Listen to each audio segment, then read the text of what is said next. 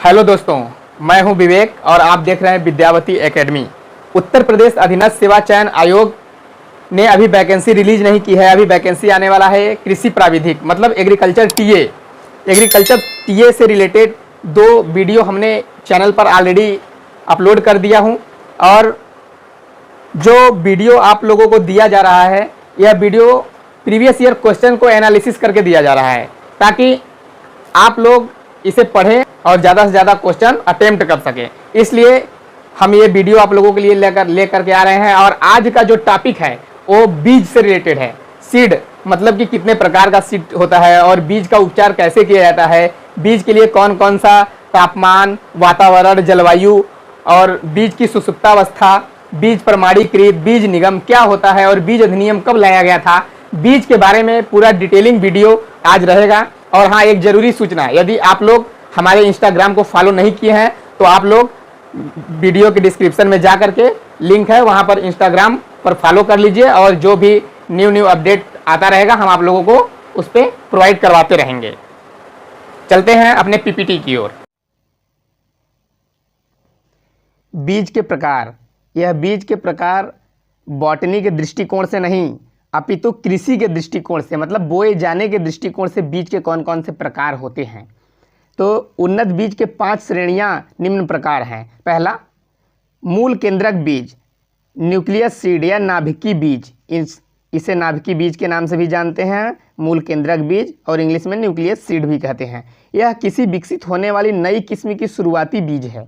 आप लोग सबसे पहला मतलब यह ध्यान देंगे कि जो कोई भी सीड विकसित किया जाता है उसकी जो शुरुआती है मतलब फर्स्ट बार यदि किसी भी सीड को विकसित किया जाता है तो वह न्यूक्लियस सीड होता है, जो सबसे कम मात्रा में उपलब्ध होता है। सबसे कम मात्रा में क्यों उपलब्ध होता है? क्योंकि इसकी जो प्योरिटी है उसको बरकरार रखते हैं और इसे लैब में उगाते हैं। इस वर्ग के बीजों में सर्वाधिक आनुवांशिकता शुद्धता 100% पाई जाती है। जो इसकी जेनेटिक प्योरिटी होती है वो 100% प्योर सीड होता है। इसे स्वयं प्रजनक द्वारा कृषि विश्वविद्यालयों एवं अनुसंधान संस्थाओं में उत्पादित किया जाता है। यह जो बीज है ये लेबोरेटरी में उत्पादित किया जाता है और स्वयं इसे प्रजनक मतलब ब्रीडर, जैसे प्लांट ब्रीडर, बड़े बड़े ब्रीडर्स हैं, उनके द्वारा डायरेक्ट उत्पादित किया जाता है। मूल केंद्रक बीज के थैलों पर किसी भी रंग का टैग नहीं लगा होता है। ये मोस्ट इंपॉर्टेंट लाइन है आप लोगों के लिए। एग्रीकल्चर टीए में डायरेक्टली क्वेश्चन पूछे जाने वाला यह लाइन है कि वह कौन सा ऐसा बीज का प्रकार है जिसके थैलों पर किसी भी प्रकार का टैग नहीं लगाया जाता है। तो आपका उत्तर होगा नाभिकीय बीज, न्यूक्लियस सीड। आपका उत्तर होगा न्यूक्लियस सीड। अब दूसरा देख लेते हैं। दूसरा, प्रजनक बीज। क्या है? प्रजनक बीज, जिसे हम ब्रीडर सीड के नाम से जाते हैं। ब्रीडर सीड, यह बीज मूल केंद्रक बीज की संतति है। अभी जो इसके पहले न्यूक्लियस सीड हम लोग पढ़े उसकी संतति है। मतलब न्यूक्लियस सीड लेबोरेटरी में तैयार किया जाता है बहुत ही न्यूनतम और कम मात्रा में। उसके बाद जो हम ब्रीडर सीड उत्पादित करते हैं तो वह उसी से न्यूक्लियस सीड को ले करके हम लोग उत्पादित करते हैं। इसे स्वयं प्रजनक द्वारा, यह भी प्लांट ब्रीडर से इसे भी उत्पादित करते हैं, लेकिन यह इसकी मात्रा जो थोड़ी ज़्यादा होती है क्योंकि इसकी भी जेनेटिक प्योरिटी लगभग उतना ही होती है। विश्वविद्यालय एवं अनुसंधान संस्थाओं में उत्पादित किया जाता है। इसमें आनुवांशिक शुद्धता 100% होती है। अब अभी आप लोग देखे हैं कि जो न्यूक्लियस सीड है उसमें भी जो जेनेटिक प्योरिटी है 100% और जो ब्रीडर सीड है इसमें भी जो जेनेटिक प्योरिटी वो भी 100% है। तो आप लोग सोचेंगे कि अरे यार दोनों में आखिर क्या डिफरेंट है। हाँ, डिफरेंट है ना, आओ जानते हैं। इसकी थैलियों पर सुनहरे पीले या गोल्डन येलो रंग का टैग लगा होता है। अभी आप लोग देखे हैं कि न्यूक्लियस सीड में किसी भी प्रकार का टैग नहीं लगा होता है, लेकिन जो प्रजनक सीड है इसमें, जो ब्रीडर सीड है इसमें सुनहरे पीले रंग का टैग लगा होता है। क्यों? क्योंकि यह न्यूक्लियस सीड की अपेक्षाकृत ज़्यादा उत्पादित होता है और यह न्यूक्लियस सीड की संतति माना जाता है। अब आपसे क्वेश्चन पूछ देगा कि न्यूक्लियस निम्न में से कौन सा न्यूक्लियस सीड की संतति है, तो क्या होगा? ये होगा। आगे आधार बीज। तीसरा नंबर का जो बीज है वह आधार है, आधार बीज, जिसे हम फाउंडेशन सीड के नाम से भी जानते हैं। फाउंडेशन सीड, प्रजनक बीज से जो बीज तैयार किया जाता है उसे आधार बीज कहते हैं। अभी आप लोग देखे हैं कि जो न्यूक्लियस सीड है उसका जो संतति है वो ब्रीडर सीड है, अभी जो ब्रीडर सीड है उसका जो संतति है वो फाउंडेशन सीड है। मतलब फाउंडेशन सीड को बनाने के लिए, उत्पादित करने के लिए हम ब्रीडर सीड या प्रजनक बीज का उपयोग करते हैं। यह बीज राष्ट्रीय बीज निगम, पंजीकृत निजी संस्थाओं या बीज प्रमाणीकरण संस्था द्वारा तैयार किया जाता है। वो तो डायरेक्ट विश्वविद्यालय संस्थाओं मतलब लेबोरेटरी में तैयार किया जाता है। यह जो है यह बीज निगम पंजीकृत निजी संस्था, मतलब कि कोई बहुत बड़ी बीज की जो कंपनी है जो बीज उत्पादन करती है तो उसमें यह तैयार किया जाता है। आधार बीज की आनुवांशिक शुद्धता 99.5 टू 99.9 अप्रोक्सीमेटली 99% एवं भौतिक शुद्धता 98% से अधिक होनी चाहिए। जो इसकी जेनेटिक प्योरिटी है वो जेनेटिक प्योरिटी कितनी होनी चाहिए, 99 से ज़्यादा, और जो इसकी भौतिक शुद्धता जो फिजिकल प्योरिटी है वह 98% से अधिक होनी चाहिए, तब वह आधार बीज कहलाएगा। आधार बीज की थैलियों पर सफ़ेद रंग का टैग लगा होता है। अभी आप लोग देखे हैं कि जो न्यूक्लियस सीड है उस पर किसी भी प्रकार का सीड टैग नहीं लगा होता है। जो ब्रीडर सीड था उसके थैली पर सुनहरे पीले रंग की टैग लगा हुआ था, और जो आधार बीज है जिसे हम फाउंडेशन सीड कहते हैं उसमें वाइट रंग का टैग लगा होता है। तो इस सीड के टाइप से अधिकतर क्वेश्चंस टैग से ही पूछते हैं और थोड़ा बहुत कि किस बीज का यह संतति है। तो आगे देख लेते हैं। पंजीकृत बीज रजिस्टर्ड सीड, पंजीकृत बीज रजिस्टर्ड सीड, यह बीज आधार बीज अथवा स्वयं पंजीकृत बीज से तैयार किया जाता है। अभी आप लोग देखें कि यह जो है यह या तो फाउंडेशन सीड का उपयोग किया जाता है इसको तैयार करने के लिए, या फिर खुद रजिस्टर्ड सीड, मतलब यह दोनों तरह से तैयार किया जा सकता है। अब क्वेश्चन यहाँ पर आयोग यदि घुमाएगा आप लोगों को तो पूछ सकता है कि क्या रजिस्टर्ड सीड का उत्पादन करने के लिए हम रजिस्टर्ड सीड का प्रयोग कर सकते हैं? हाँ, नहीं, कर भी सकते हैं, नहीं भी कर सकते हैं। ऐसा करके क्वेश्चंस बना सकता है, क्योंकि एग्रीकल्चर टीए की वैकेंसी लिमिटेड अप्रोक्सीमेटली 2400 के आसपास आएगी, और आप लोग जानते हैं कि दिन पर दिन जो कंपटीशन है वो बढ़ता जा रहा है। आगे देखते हैं। इस बीज में संतोषजनक आनुवांशिक पहचान एवं शुद्धता पाई जाती है, मतलब इसमें जो पाई जाती है वो बिलीवेबल होता है कि ये हमारा जो इसमें जेनेटिक प्योरिटी है और इसकी जो जेनेटिक आइडेंटिटी है यह संतोषजनक होता है, मतलब कि ठीक ठाक होता है, अच्छा होता है। भारत में सामान्य पंजीकृत बीज का उत्पादन नहीं किया जाता है। जो हमारा इंडिया है इसमें जनरल रजिस्टर्ड सीड का उत्पादन नहीं किया जाता है, तथा आधार बीज से सीधा ही प्रमाणित बीज तैयार किया जाता है। रजिस्टर्ड सीड का उत्पादन हमारे यहाँ नहीं किया जाता है, डायरेक्ट आधार सीड से सर्टिफाइड सीड बना दिया जाता है। रजिस्टर्ड सीड यूज हम लोग नहीं करते हैं। आइए देखते हैं इसके टैग के बारे में। पंजीकृत बीज की थैलियों पर बैंगनी, पर्पल या ऑरेंज, नारंगी रंग का टैग लगा होता है। अब आप लोग कन्फ्यूज आइएगा नहीं, आप लोग इतना ध्यान दीजिएगा कि जो रजिस्टर्ड सीड होता है उसकी थैलियों पर बैगनी, पर्पल रंग या नारंगी रंग का टैग लगा होता है जो रजिस्टर्ड सीड होता है। अब आप लोगों को याद रखना है कि इन 5 प्रकार के बीजों में से भारत में इसका उत्पादन नहीं किया जाता है, मतलब रजिस्टर्ड सीड का उत्पादन नहीं किया जाता है। इसका उतना महत्व हमारे इंडियन एग्रीकल्चर में नहीं है, इसलिए नहीं किया जाता है। तो क्वेश्चन आ जाएगा कि किस प्रकार के बीज का महत्व हमारे भारतीय कृषि में नहीं है, या फिर हमारे कृषक किस प्रकार के बीज का उपयोग नहीं करते हैं। तो उत्तर होगा रजिस्टर्ड सीड, उत्तर होगा रजिस्टर्ड सीड। मित्रों याद रखिएगा, उत्तर होगा पंजीकृत बीज। आगे देखते हैं। प्रमाणित बीज, सर्टिफाइड सीड, यह बीज सामान्यतः आधार बीज से तैयार किया जाता है। जैसा कि आप लोग पीछे देखें व्हाइट कलर के टैग वाला फाउंडेशन सीड, फाउंडेशन सीड से यह डायरेक्ट तैयार किया जाता है, रजिस्टर्ड सीड ना तैयार करके डायरेक्ट सर्टिफाइड सीड तैयार किया जाता है। यह बीज किसान को व्यापारिक फसल उत्पादन हेतु सर्वाधिक वितरित किया जाता है, जो एनसीएस मतलब भारतीय बीज निगम के द्वारा प्रोवाइड किया जाता है। जो बीज ब्लॉकों पर मिलता है किसानों को, तो वह कौन सा बीज होता है, वह सर्टिफाइड सीड होता है। इसका उत्पादन स्वयं प्रमाणीकरण संस्था या उसकी देखरेख में किया जाता है, जैसे सरकारी बीज निगम, बीज प्रमाणीकरण संस्था स्वयं किसानों द्वारा प्रमाणित बीज तैयार किया जाता है। कभी कभी कंपनियां जो है वो कॉन्ट्रैक्ट दे करके किसानों से बीज तैयार करवाती है।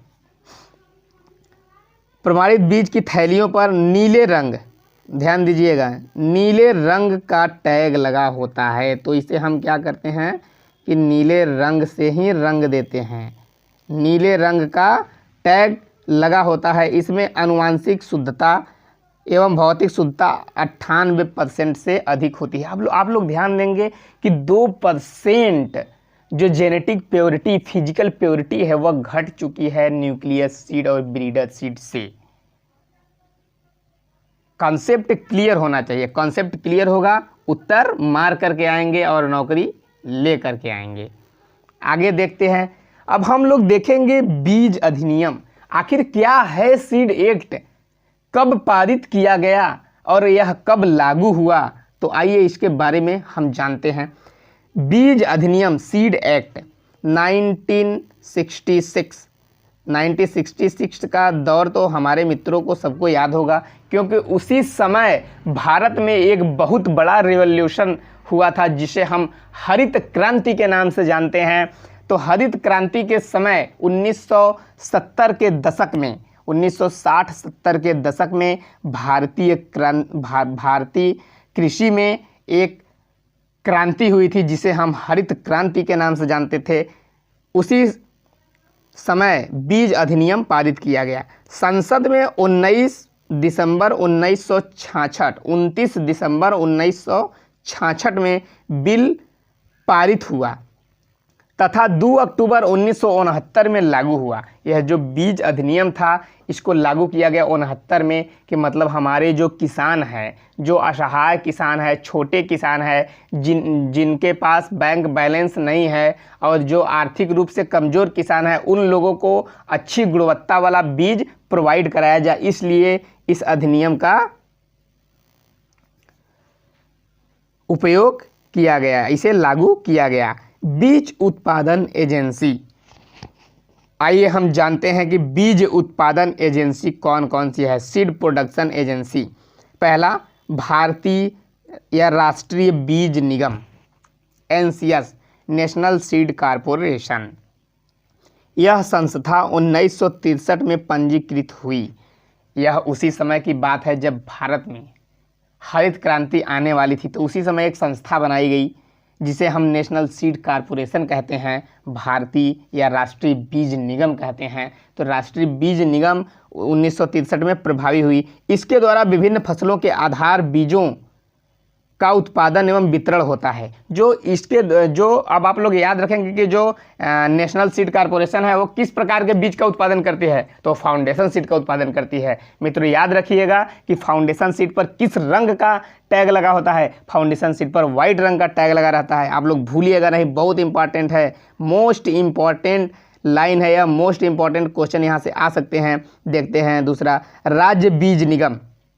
राज्य बीज निगम जैसे वो राष्ट्रीय स्तर पर है, उसी तरह से राज्य स्तर पर भी बीज निगम का स्थापना होना शुरू हो गया। यह कब, जब 1978 का दौर चल रहा था, हरित क्रांति बूम पर था, एकदम हरित क्रांति पर लगे, तब तक श्वेत क्रांति का भी आगमन भारत में हो चुका था। इसकी स्थापना 1978 में हुई। सबसे पहले कहाँ पर हुई, राजस्थान में, क्योंकि राजस्थान में ड्राई लैंड फार्मिंग होती है, वहाँ पर बीज अच्छे उपलब्ध नहीं हो पाते हैं, इसलिए इस संस्था का प्रयोग सबसे पहले राजस्थान में किया गया। आइए जानते हैं सीड वियाबिलिटी टेस्ट के बारे में, कि जो बीज की जीवन क्षमता परीक्षण है, कि बीज कितने दिनों तक जीवित रहता है और कितने समय तक इसे हम रख करके कितने पुराने सीड का हम यूज कर सकते हैं। तो पहला जो टेस्ट है उसे टेट्राजोलियम टेस्ट के नाम से जानते हैं। टेट्राजोलियम परीक्षण 2,3,5 टेट्राजोलियम क्लोराइड या ब्रोमाइड नामक रसायन के 1% घोल में बीजों को डुबोते हैं। जिससे जीवित बीजों का रंग लाल या गुलाबी हो जाता है। जैसे कोई भी सीड है, उसको 2, 3, 5 टेट्राजोलियम क्लोराइड या ब्रोमाइड नामक रसायन के 1% घोल, जैसे 10 लीटर पानी है तो उसमें 100 ग्राम, 10 लीटर पानी में 100 ग्राम घोल को मिलाएंगे। मिलाने के बाद उसमें सीड को डुबो देंगे। यदि सीड का रंग, जो बीज का रंग है वो लाल या गुलाबी हो जाता है तो समझ लीजिए कि वो जो सीड है अभी वो जीवित है, उसकी जो जीवन क्षमता है अभी बची हुई है। इसके आगे देखते हैं कि इस परीक्षण को जैविक टेस्ट, बायोलॉजिकल टेस्ट भी कहते हैं। यह जो परीक्षण है इसे बायोलॉजिकल टेस्ट कहते हैं। अब क्वेश्चन पूछ देगा कि बीज की जीवन क्षमता परीक्षण को नापने वाले जैविक टेस्ट को क्या कहते हैं, तो उसे हम टेट्राजोलियम टेस्ट कहते हैं। क्या कहते हैं? टेट्राजोलियम टेस्ट कहते हैं। इस तरह का क्वेश्चन आयोग पूछा है और आप लोग ध्यान दीजिएगा, आपसे भी पूछेगा। इसमें जीवित बीज का रंग गुलाबी या लाल फार्मेजन के कारण हो जाता है। ये तो इतना इंपॉर्टेंट नहीं है कि किसके कारण हो जाता है, हालांकि आप लोग याद कर सकते हैं। दूसरा देखते हैं पोटेशियम परमैंगनेट विधि, KMnO4 टेस्ट। यह बीजों का जीवन क्षमता की ज्ञात करने की गुणवत्ता युक्त विधि है। यह जो विधि है वो बीजों की जीवन क्षमता ज्ञात करने की गुणवत्ता युक्त विधि है। इस विधि में बीजों को KMnO4 मतलब लाल दवा के घोल में डाला जाता है, जिससे घोल शोषित करने के बाद मृत बीजों का रंग बदल जाता है। अब इसके पहले जो टेट्राजोलियम टेस्ट था उसमें जीवित बीजों का रंग बदल जाता था और इसमें क्या है कि मृत बीजों का रंग बदल जाता है। तो आप लोग पता कर लेंगे कि जिन बीजों का रंग नहीं बदला है उनकी वायबिलिटी जो टेस्ट है, जीवन क्षमता टेस्ट जो है वो अभी बरकरार है। अन्य परीक्षण के बारे में देख लेते हैं।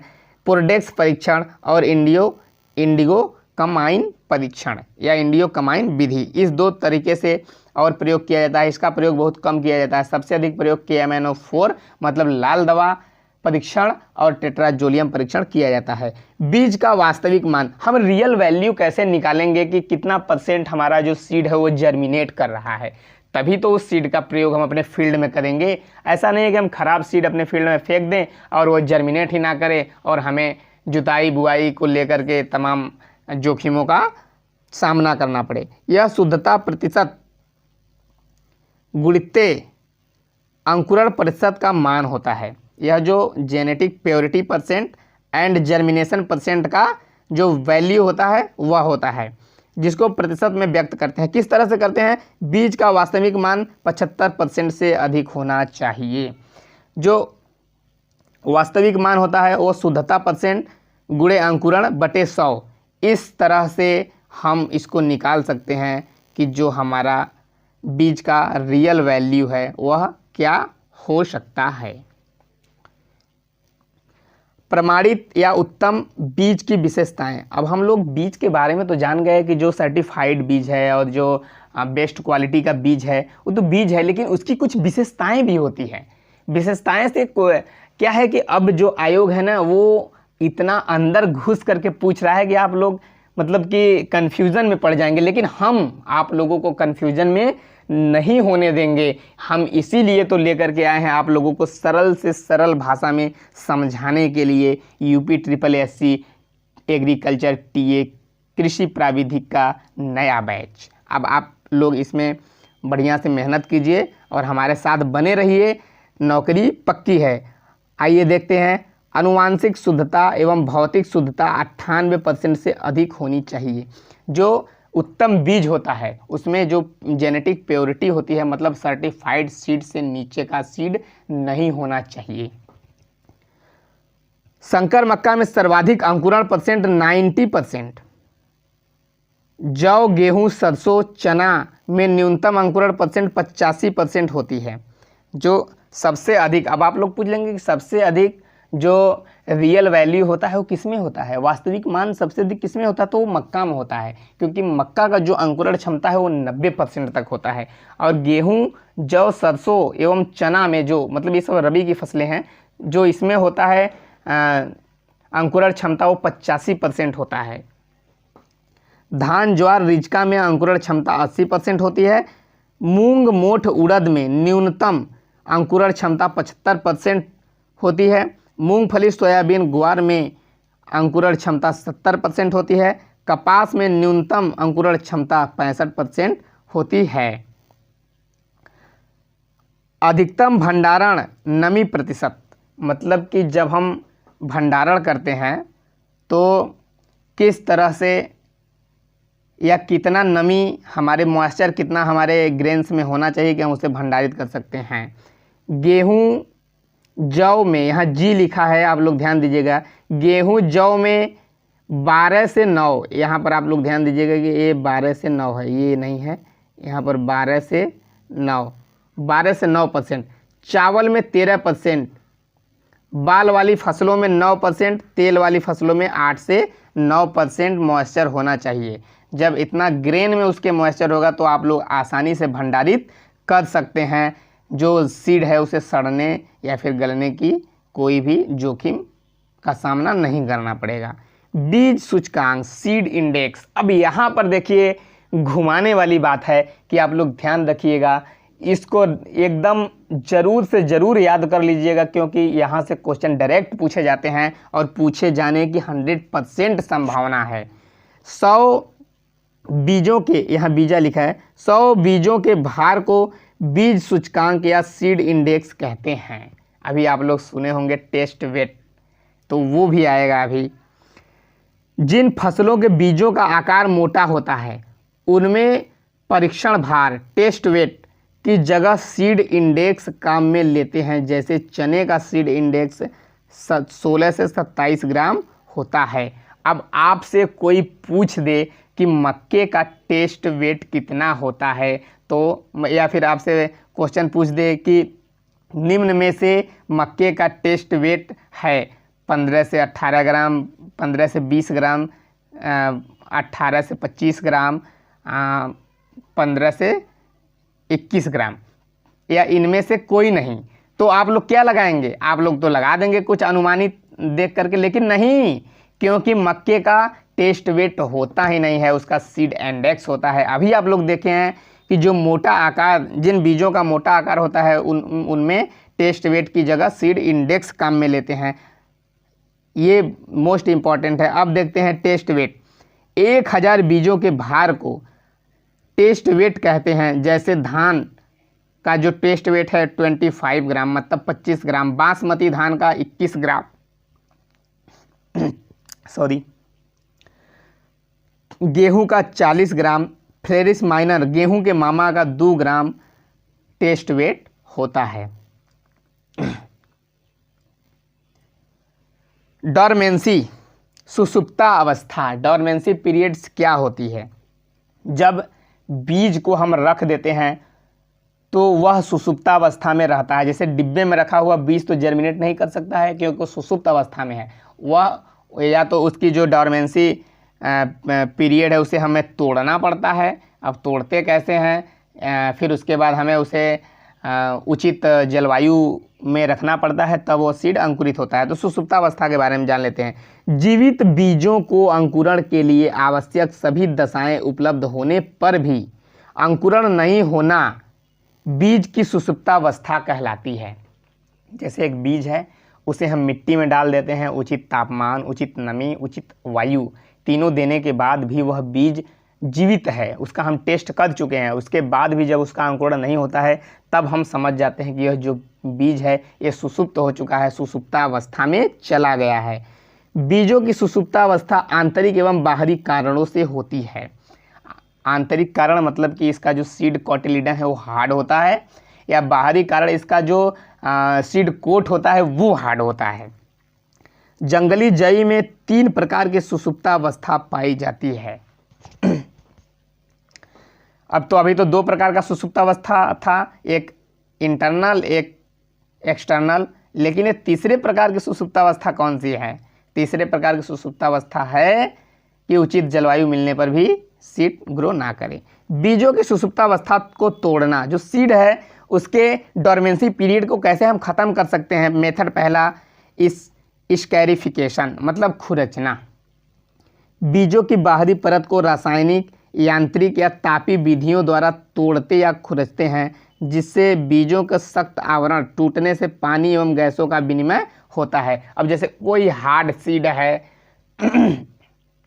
उसमें जो पानी का आवागमन या फिर गैसों का आवागमन विनिमय नहीं हो पाता है तो वो नहीं जमता है, तो उसके जो सीड कोट होता है उसको हम तोड़ते हैं। उस विधि को हम कहते हैं स्कैरिफिकेशन। क्या कहते हैं? स्कैरिफिकेशन।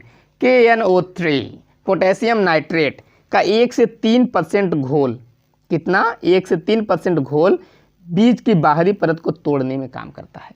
अब पोटेशियम नाइट्रेट के घोल में यदि आप सीड को डाल देंगे तो वो सीड फट जाता है फूल करके। थायो यूरिया 1% GA के छिड़काव से आलू की सुसुप्तावस्था को तोड़ना। GA मतलब जिब्रेलिक एसिड। जो जिब्रेलिन या जिब्रेलिक एसिड होता है उसके छिड़काव से आलू की सुसुप्तावस्था तोड़ना। जैसे आलू आप लोग कभी देखे हैं कि किसान भाई घर में रख करके अपना उसको चौकी के नीचे डाल देते हैं और आलू हल्का हल्का उस पर झुर्रियाँ आ जाती है और वह उसमें जर्मिनेशन नहीं होता है, तो उस पर GA का छिड़काव करने से बहुत तेज़ी से जर्मिनेट करने लगता है। आगे देखते हैं, सल्फ्यूरिक एसिड से कपास बीजों को एक संबंधित 10 को 20 मिनट तक उपचारित कर सख्त आवरण को हटाते हैं। अभी आप लोग देख सकते हैं कि जो कॉटन का सीड होता है उस पर जो सीड कोट उसका होता है बहुत हार्ड सीड कोट होता है। तो सल्फ्यूरिक एसिड मतलब जान सकते हैं कि बहुत ही हार्ड रसायन है, बहुत ही ये खतरनाक एसिड है, तो सल्फ्यूरिक एसिड का उसके सीड कोट को तोड़ने के लिए उपयोग करते हैं। गर्म जल द्वारा 75 से 100 डिग्री सेंटीग्रेड यदि गर्म जल है उसमें आप सीड डाल देंगे तो उससे भी इसके सीड कोट को तोड़ा जा सकता है। मेथड दूसरा है चिलिंग तापमान से उपचारित करना। पहला तो स्कैरिफिकेशन था, अब दूसरा है स्ट्रैटिफिकेशन। इस विधि में बीजों को बोने से पूर्व 2 से 8 डिग्री सेंटीग्रेड तापमान पर 12 से 24 घंटे तक रखते हैं। मतलब चिलिंग मतलब ठंडे जगह पे 12 से 24 घंटे तक रखते हैं। सीड प्लांट टेक्निक, अब ये तो हम जान लिए कि उसको कैसे तोड़ते हैं। अब आगे देखते हैं सीड प्लांट टेक्निक। पुष्कर नाथ ने 1967, आप लोग जान सकते हैं कि 1967 का जो समय था वो भारत में हरित क्रांति का समय हुआ करता था। देश के उत्तरी मैदानी भागों में वायरस रोग मुक्त आलू बीज उत्पादन हेतु विकसित की गई। जो SPT था मतलब सीड प्लांट टेक्निक था, वह आलू के वायरस मुक्त बीजों के उत्पादन के लिए प्रयोग की गई थी या विकसित की गई थी। क्या? SPT, जिसे सीड प्लांट टेक्निक कहते हैं। भौतिक शुद्धता, फिजिकल प्योरिटी। अभी तो हम लोग ने बात की जेनेटिक प्योरिटी के बारे में, लेकिन अब हम बात करेंगे फिजिकल प्योरिटी के बारे में। इसका तात्पर्य बीजों का ककड़ एवं टूटे हुए बीजों से मुक्त होना। इसका कहने का मतलब है कि जो फिजिकल प्योरिटी है, भौतिक शुद्धता, यदि कोई बीज है, थ्रेसिंग होती है तो उसमें का जो सीड होता है कभी कभी टूट जाता है, कुछ बीज टूट जाता है और कंकड़ पत्थर उसमें मिले रहते हैं। तो इस तरह के बीजों का जब आप वेट करते हैं कि हमें 1 हेक्टेयर में कितना सीड लेना है, तो उसमें कंकड़ पत्थर होने की वजह से उसका भार जो होता है बढ़ जाता है और बीजों की संख्या कम हो जाती है, तो उसे इम्प्योरिटी आ जाती है। तो उसे हम किस इम्प्योरिटी में रखते हैं? फिजिकल इम्प्योरिटी में। तो इस फिजिकल प्योरिटी क्या होती है कि कंकड़ एवं टूटे हुए बीजों से मुक्त होना। भौतिक अशुद्धता को डेकोज भी कहते हैं। जिस सीड के ढेर में टूटे हुए ग्रेन्स हो या फिर कंकड़ पत्थर हो तो उसे हम डेकोज कहते हैं, क्योंकि वह अशुद्धता है, भौतिक अशुद्धता है, उसे हम डेकोज कहते हैं। यह टर्म्स आप लोग ध्यान रखिएगा क्योंकि आयोग का कोई सही नहीं है कि कब क्या पूछ दे। प्रमाणित बीजों की भौतिक शुद्धता 98% से अधिक होनी चाहिए। जो सर्टिफाइड सीड है उसकी जो फिजिकल प्योरिटी है वो 98% होनी चाहिए। मतलब 1 किलो गेहूं में 200 ग्राम मैक्सिमम कंकड़ पत्थर ये सब चीज़ें होनी चाहिए, नहीं तो नहीं होनी चाहिए। आगे देखते हैं जेनेटिक प्योरिटी, अनुवांशिक शुद्धता। इसका तात्पर्य बीज दूसरी फसल एवं उसी फसल की अन्य किस्मों के बीजों से मुक्त होना चाहिए। अब जेनेटिक प्योरिटी मतलब जैसे कि एक जाति का बीज है उसमें क्रॉस ओवर ना किया हो, तब हम उसके जेनेटिक प्योरिटी को बरकरार रखते हैं कि जो गुण है सिर्फ एक ही वैरायटी का 100% गुण उसमें होना चाहिए। दो वैरायटी का जो कैरेक्टर है यदि वो ओवरलैप करेगा तो प्रोडक्शन पे प्रभाव पड़ेगा, उसके क्वालिटी पर प्रभाव पड़ेगा, उसके टेस्ट पर प्रभाव पड़ेगा, हर एक चीज़ पर प्रभाव पड़ेगा। इसलिए जेनेटिक प्योरिटी मेंटेन करना अति आवश्यक है। मुख्य फसल से दूसरी फसल या उसी फसल की अन्य किस्मों से पौधों को हटाना रॉगिंग कहलाता है। जैसे कि कोई फसल आप बोए हुए हैं गेहूं का ही, अब आप HD 27-29 किस्म को लगाए हुए हैं, उसमें आपको जैसे कि कल्याण, सोना, ये सब वैरायटी के भी कुछ कुछ पौधे उग आए हैं, तो उस पौधे को निकालना, खेत से उस पौधे को निकालना ही रोगिंग कहलाता है। क्या कहलाता है? रोगिंग कहलाता है। इस तरह से जेनेटिक प्योरिटी बरकरार रहती है। आनुवांशिक शुद्धता के लिए ग्रो आउट परीक्षण करते हैं।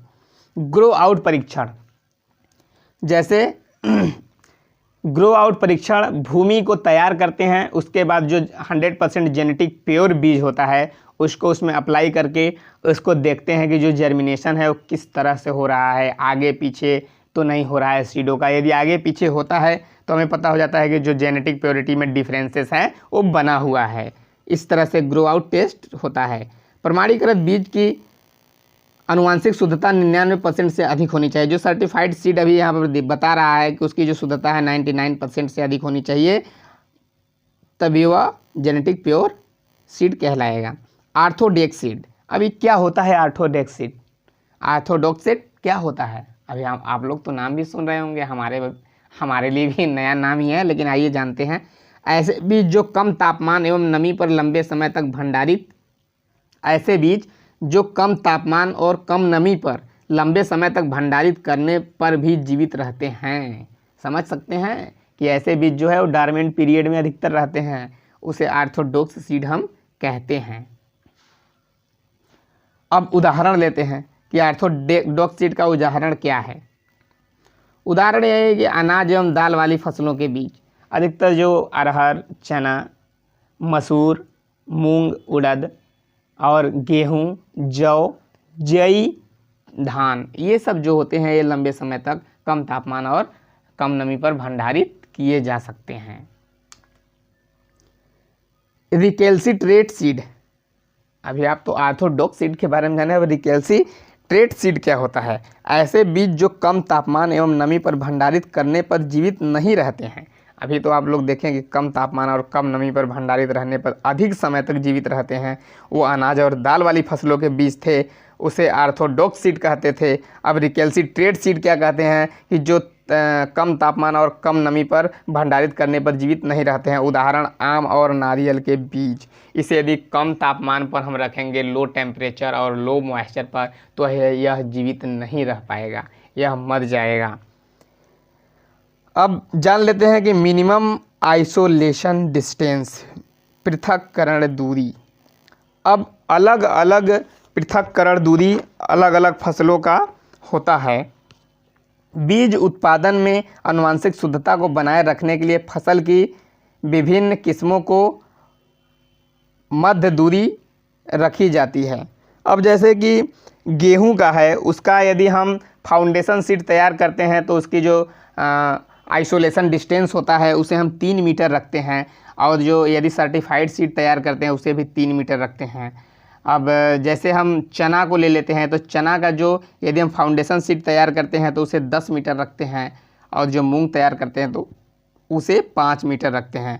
सबसे अधिक पृथक्करण दूरी, कभी कभी क्वेश्चन पूछ देता है कि सबसे अधिक पृथक्करण दूरी किसकी रखते हैं, तो मूली, शलजम, प्याज, गाजर, जिनके छोटे छोटे बीज होते हैं, मूली, शलजम, प्याज, गाजर, इन लोगों का जो पृथक्करण दूरी है वो 1000 से 1500 मीटर दूर होता है। इतना आइसोलेशन डिस्टेंस मेंटेन करना पड़ता है उच्च क्वालिटी के बीजों को उत्पादन करने के लिए, नहीं तो उसमें जेनेटिक इम्प्योरिटी आ जाएगा। बीज उपचार, सीड ट्रीटमेंट। अब बीज का उपचार कैसे करेंगे? बीज तो हमारे पास सब कुछ बीजों के बारे में जान लिया, अब उसके उपचार के बारे में जानते हैं। बीज का उपचार क्रम FIR, मतलब फंगस, इंसेक्टिसाइड और रिकल्चर। फफूंदनाशक हेतु कार्बोंडाजिम, बेटावैक्स एवं थायरम 2 से 3 ग्राम प्रति किलो बीज के साथ मिला करके हम सीड ट्रीटमेंट करते हैं। कीटनाशक हेतु क्लोरोपाइरीफास दीमक के लिए 4 ml प्रति किलोग्राम बीज को मिला करके हम उसके बीज को उपचारित करते हैं। अब आगे जान लेते हैं कि कल्चर के रूप में नाइट्रोजन स्थिरीकरण के लिए राइजोबियम 1.5 किलोग्राम प्रति हेक्टेयर, दाल वाली फसलों एवं एजिटोबैक्टर गेहूं, धान एवं कपास तिलहनी फसलों व एजोस्पाइरिलम मक्का, ज्वार, गन्ना, बाजरा। आप लोग को याद रखना है कि जो कल्चर द्वारा जब हम सीड को उपचारित करते हैं तो 1.5 किलोग्राम प्रति हेक्टेयर का दर दलहनी फसलों के लिए राइजोबियम कल्चर आता है, राइजोबियम कल्चर, जिसे हम दलहनी फसलों के बीजों को उपचारित करते हैं। एजोटोबैक्टर कल्चर, जिससे हम गेहूं, धान, कपास और तिलहनी फसलों के बीजों को उपचारित करते हैं। और मोटे अनाज जैसे ज्वार, बाजरा, मक्का, मिलेट्स के बीजों को उपचारित करने वाला जो कल्चर है उसे हम एजोस्पाइरिलम कहते हैं। वो एजोस्पाइरिलम कल्चर है। ये बैक्टीरियल कल्चर है तीनों, आप लोग ध्यान रखिएगा। फास्फोरस की घुलनशीलता के लिए पीएसबी एवं अवशोषण के व गमन के लिए वैम फफूंद काम में लेते हैं। जो फास्फोरस की घुलनशीलता के लिए, जैसे कि फास्फोरस सॉल्युबिलिटी बैक्टीरिया, ये होते हैं पीएसबी, एवं अवशोषण के लिए, अवशोषण व गमन के लिए जो फास्फोरस है उसको सॉल्युबल करने के लिए तो सॉल्युबल बैक्टीरिया होते हैं, और अवशोषण या गमन के लिए एब्जॉर्प्शन और मोशन के लिए हम वैम का प्रयोग करते हैं। वैम क्या होता है? यह एक प्रकार का फंगस होता है, इसे हम काम में लेते हैं। तो इस प्रकार से हमारा जो सीड का चैप्टर था वो पूरा क्लोज हो चुका है, और हम उम्मीद करते हैं कि आप लोगों को ये वीडियो बेहद लाभकारी सिद्ध होने वाला है। उत्तर प्रदेश अधीनस्थ सेवा चयन आयोग के कृषि प्राविधिक वैकेंसी के लिए तो आप लोग हो जाइए तैयार, और कृषि प्राविधिक वैकेंसी में इस बार एक सीट सबको पक्की कर लेनी है। तो धन्यवाद दोस्तों, मिलते हैं अगले वीडियो में आप लोगों से। यदि आप लोग हमारा पिछला वीडियो नहीं देखे हैं तो लिंक डिस्क्रिप्शन में है, जा करके उसे देख सकते हैं।